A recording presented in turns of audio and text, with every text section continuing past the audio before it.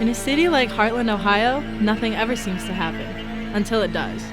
A string of brutal murders, each one more shocking than the last, has thrown the community into chaos. At first, police thought the deaths might be connected to a drug war, a power struggle between rivals. A missing DEA agent, a couple of local enforcers, a mid-level player, and a crime boss all end up dead. But then something strange happens. A woman who isn't connected to the drug war, a civilian, is murdered. As the bodies pile up, the FBI is called in and rumors begin to swirl. Is this a serial killer on the loose, or something else entirely? Hi, I'm Sarah Blake, and you're listening to Justice in the Heartland, a show where we unpack a story of murder, fear, and an inept police force in the small town of Heartland, Ohio, a community torn apart as they struggle to find the lines between right and wrong.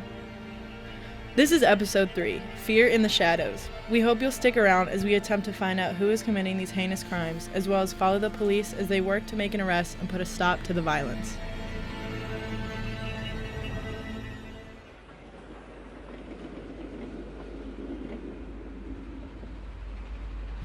In the wake of the brutal murder of Brent McNally, Heartland was still reeling with shock and confusion from the murder of Dylan O'Hara just a few weeks ago.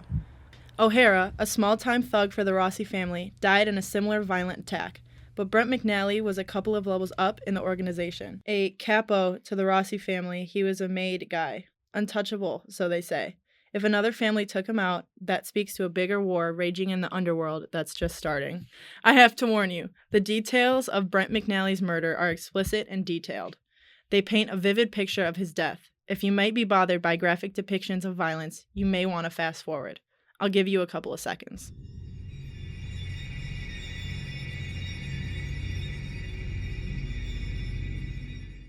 He was stripped of his clothes.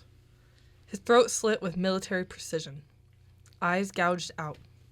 Meth crystals were stuffed into his mouth and down his throat. All of the fingers on his right hand were chopped off. We found him hanging by his arms, feet barely touching the floor, covered with dozens of cuts to his arms, legs, and torso. I've never seen anything like it. Never want to again. Who is capable of such violence, and why? This looked like an interrogation. What are they trying to get out of these men? It reminded me of those pictures you see out of Abu Ghraib.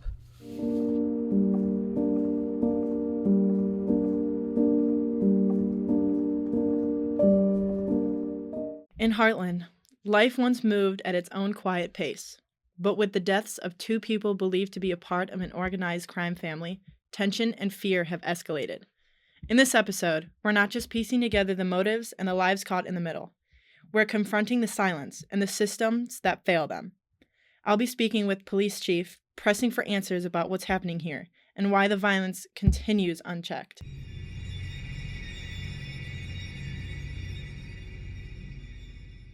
Police Chief Hal Thompson has his hands filled these days. A rash of drug-related crimes has been compounded by what can only be considered assassinations of 2 criminal gang members. Chief Thompson insists that the police have everything under control, but I'm not so sure. Look, Sarah, I've been doing this job a long time. Speaking out on this case, it's hard enough, but sensationalizing it, blowing it up in front of everyone, it's not helping anyone.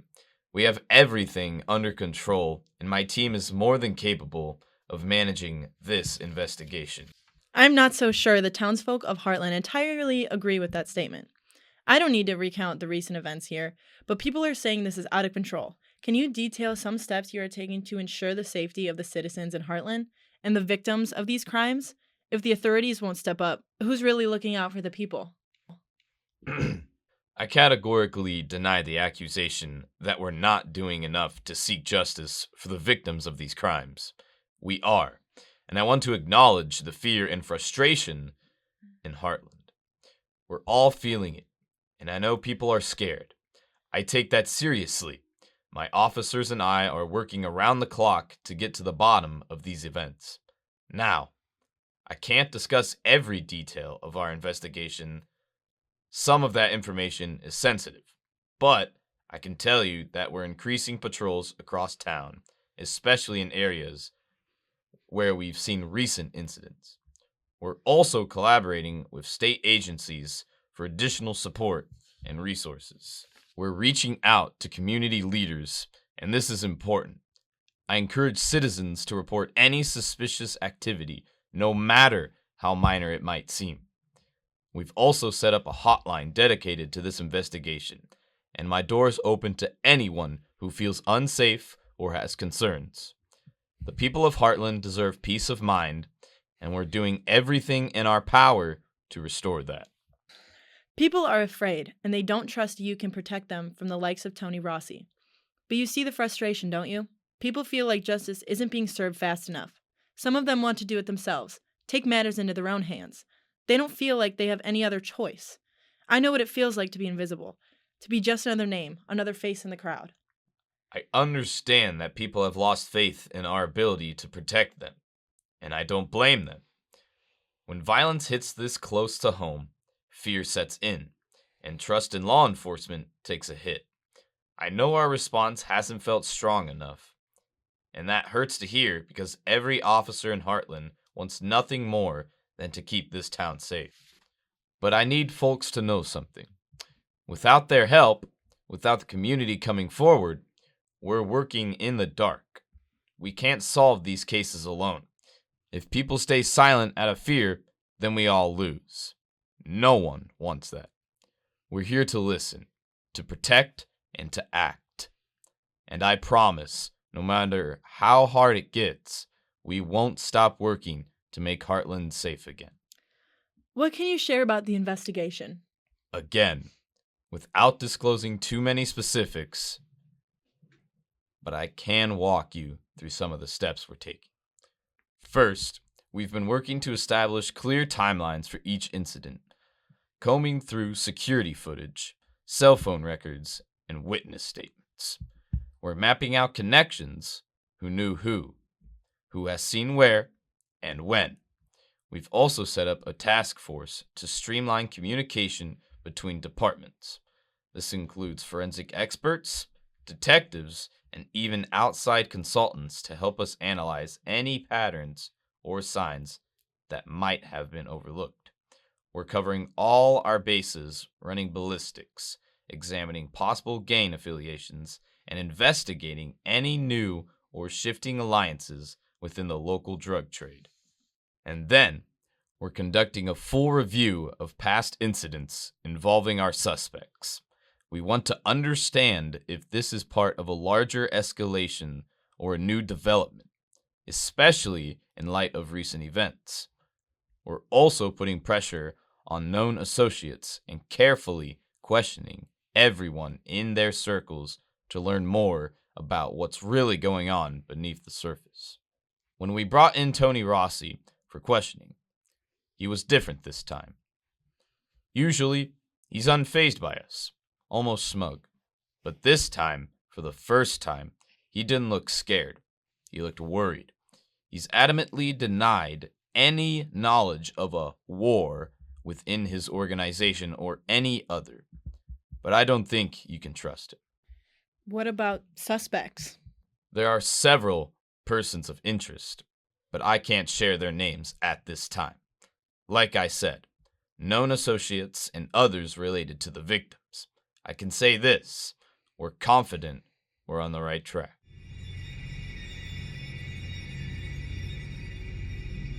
As I was investigating, one name kept popping up. When I contacted him, he agreed to come on the show. Cam Foster is a man whose past is as tangled as the web of rumors surrounding him. It's no secret that to most people in this town, he's a familiar face, someone who's been in and out of trouble with ties to the very underworld that's been feeding this town's darkest secrets. But the thing about Cam is that he's trying to break free from it. You can see it in the way he avoids eye contact, the nervous shifts in his seat, the constant fidgeting with his hands. He's always on edge, like a man who's lived with a ticking clock over his head, waiting for it to finally go off.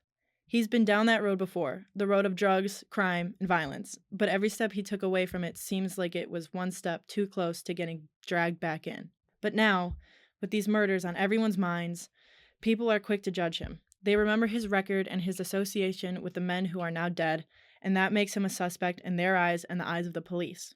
But there's a look in his eye, something between desperation and fear, that tells me he's terrified, not just for his own life, but for what's happening to this town. Cam Foster doesn't want to be involved, but in a place like this, sometimes, the past has a way of catching up with you, and when it does, it drags everyone into the mess.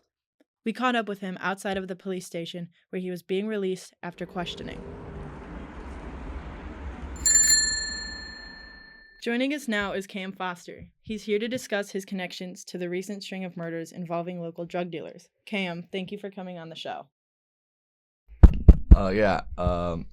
Thank you. Thanks for having me. So, let's get right into it, Cam. People in town know you. They remember the connections you had, the history with the men who've been killed. You were involved in that public trial where many say you were covering for Tony Rossi, and your fight with Dylan O'Hara in the courtroom. That's something people still talk about.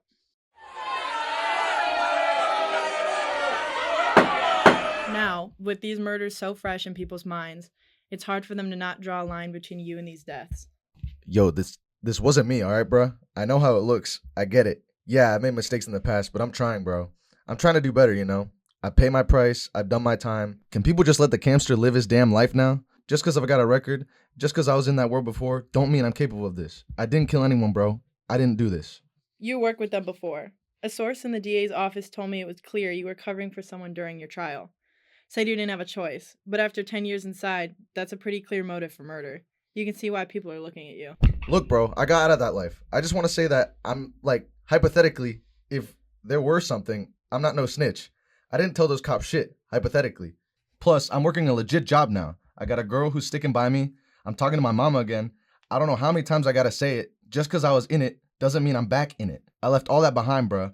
I learned my lesson. 10 years can change a person. I didn't want any part in that mess anymore. And talking about this now could get me killed next. Are you afraid, Cam? Hell yeah, I'm afraid. Every day. But of these murders? Nah, not really. I hope whoever knows this knows that I'm out of the game, you know? Hey, yo, seriously, if you're listening, leave me be. I ain't did this. But you want to know what does scare me? You bringing all this old stuff back up. You ain't said nothing about that when you asked me on here. Yo, I just want to be clear. I ain't got nothing to do with any of this. Whoever's doing this, they know what's up. And whether it's for the good or for the bad, I don't want to get caught up in it. I don't want to be mixed up in any of it. So what do you want out of this interview, Cam? What are you hoping for here? I just want to stay out of this mess. I didn't want any part of it in the first place. Any of it. Ortiz told me this would be good for me. Clear my name, all that. But I didn't sign up for this. As the investigation into the gruesome murders of Dylan O'Hara and Brent McNally continues, the town is buzzing with theories, each more far-fetched than the last. As in every small town in America, everyone has their own take on what's really going on and who's behind these killings. Despite what Tony Rossi says, most think it's rival gangs fighting it out. But the longer this drags on, the more complicated the picture becomes. Today, to help us understand what might be happening here in Heartland, I've brought in Dr. Martha Russo, a criminologist specializing in organized crime. She spent decades studying criminal organizations and consulting with law enforcement across the country. Dr. Russo, thank you for joining us. Thanks for having me, Sarah. Always glad to help shed some light on these issues. Let's start with the basics. When we talked about organized crime, what exactly are we dealing with? How do these groups usually operate? Any structured criminal organization operates a lot like a business, but one where their profits come from illegal activities, gambling, drugs, extortion, you name it. They run a tight ship, often with some very strict hierarchy. At the top, you'll have a boss or a leader. Under them, there's a series of ranks: underbosses, captains, soldiers, and associates. Everyone has a role, and loyalty is essential. Betrayals are often met with severe consequences. And when things escalate to violence, how would they go about it? If they were dealing with someone within their own ranks, they might take a straightforward approach, sending a message, as they call it. But when it's about a rival or an outsider, they're more cautious. They'd bring in a contract killer, someone who isn't directly tied to them. This keeps things cleaner, harder for law enforcement to trace back. They might bring in someone from out of town, someone specialized and discreet. So, a clean job, minimal traces, a professional. Exactly. They wouldn't do anything that could lead directly back to them, and they certainly wouldn't risk starting a full-blown war unless it was absolutely necessary. And if this weren't a local group, if it were something like a cartel muscling in, what would that look like? Cartels are quite different from the traditional organized crime we see in the U.S. They're not just about money, they're about territory and control. If a cartel were interested in Heartland, they'd likely see it as a strategic spot. Small town, limited police force, easy access to nearby highways. These kind of towns can make for perfect distribution hubs. Distribution hubs? Right. Smaller towns are easier to blend into, and shipments can move in and out with far less attention than in a big city. Heartland, with its limited police resources and close-knit community, could be seen as ideal for funneling drugs into larger markets in nearby areas. A cartel could quietly set up operations here and operate under the radar. Take all the abandoned factories I noticed on the way in. Perfect spot for something like that. Would they use the same tactics as the mafia? Not quite. A cartel might start with bribes or intimidation to gain local control, but if that doesn't work, they could go much further. They're known to employ very public displays of violence to instill fear, to show the local population and any potential competitors what happens when you cross them. It's a very different approach, less about subtlety, more about shock and awe. And if they were here in Heartland, would people know? If the cartel had established a presence, they'd want people to know, yes. Their goal is control through fear. You'd see a pattern of violence, people disappearing, perhaps even rumors spreading that make it clear who's in charge. At the time, they'd try to keep actual law enforcement interference minimal, bribing or scaring off anyone who might pose a real threat. I think the murders in Heartland could fit the profile of an early cartel operation. Send in some specialists to take care of the existing power structure before moving in and taking over. That's terrifying. So, in your professional opinion, what are we most likely seeing here in Heartland?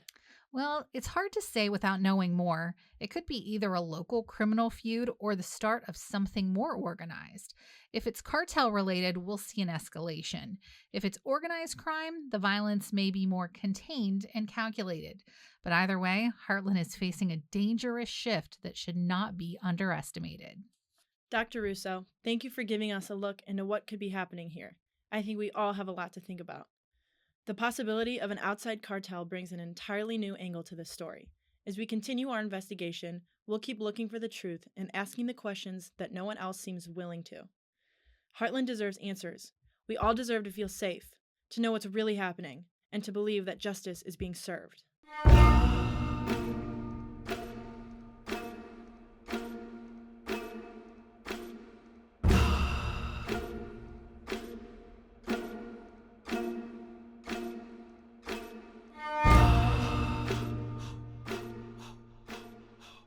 Join us next time as the case intensifies. Organized crime syndicates are businesses at their core.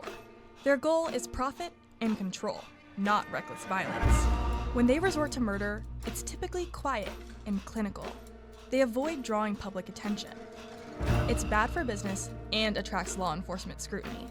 No, they're more likely to bury a body in a remote location, or, as the saying goes, sleep with the fishes. If you've enjoyed this podcast, please subscribe in your favorite podcast app. And don't forget to like, follow, and share. Stay with us as we uncover the truth behind these violent crimes and what they reveal about the heart of Heartland. You won't want to miss it.